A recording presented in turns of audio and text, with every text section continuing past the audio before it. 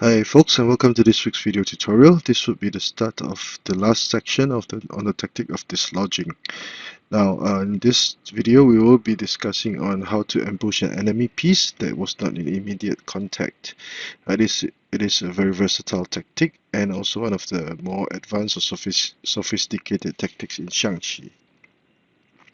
Now, the characteristics of such a tactic is that on the surface, it will appear that you were protecting one of your friendly pieces, but in reality, by protecting through the act of protecting, there was always a hidden agenda or hidden threat of a checkmate or dislodging enemy pieces such that the initiative can be seized.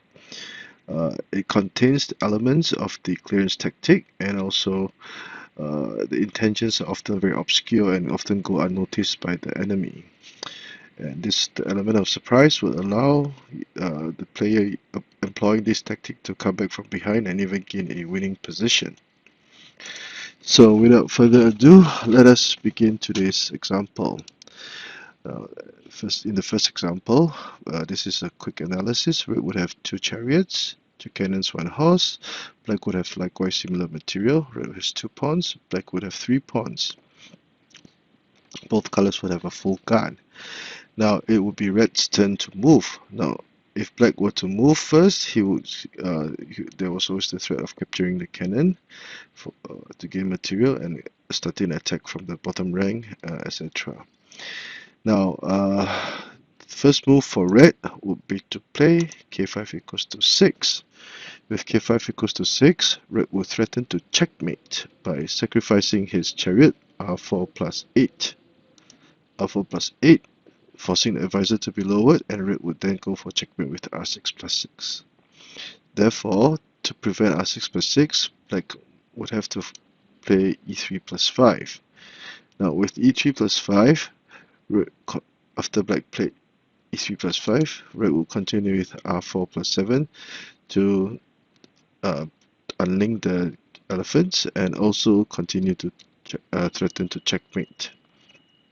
Now, Red will be prepared to play r4 plus, r6 plus 5 at this point in time for the checkmate. So, in this board, in the book, it was suggested that Black would play r8 minus 4 for trade of material, hoping that by dislodging the red horse, Black would save his king for the time being.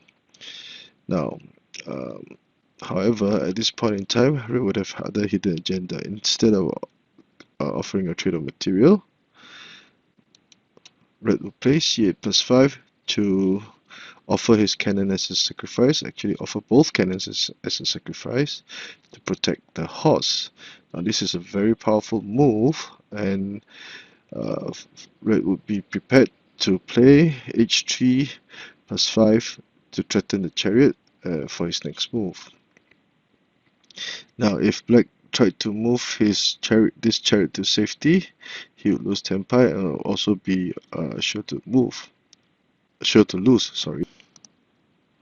And at this point in time, let's say Black captured the cannon, Red would continue with r6 plus 5 and target the advisor over here, because if Black could play r4 equals to 5, capture and counter capture for the checkmate. So that was why Black would have to play e5 plus 3 so that the cannon can protect the central advisor. But however, things have changed greatly, and Red will now continue to attack in a similar manner by sacrificing his cannon again with c8 equals to 5. Now, if Black lowered the advisor, for example, it would be immediate crowning checkmate.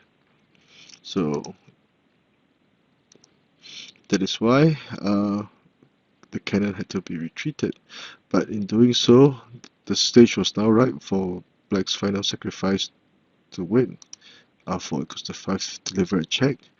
The king cannot capture, and Black would have to play a6 plus 5. But at this point in time, using the angler horse as a major attacking combinational piece, red will play r6 equals to 5 to deliver a check. The king cannot move here because for the first move, red had already used his king to control this rook file. Neither can it move here because it will be in the scope of the horse, so this would be a very brilliant checkmate.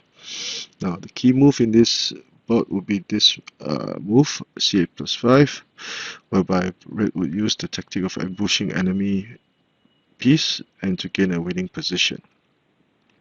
So I hope you've enjoyed this short video. If you like the work that I've been doing, please do subscribe to my channel and give me a thumbs up for this video. Thank you.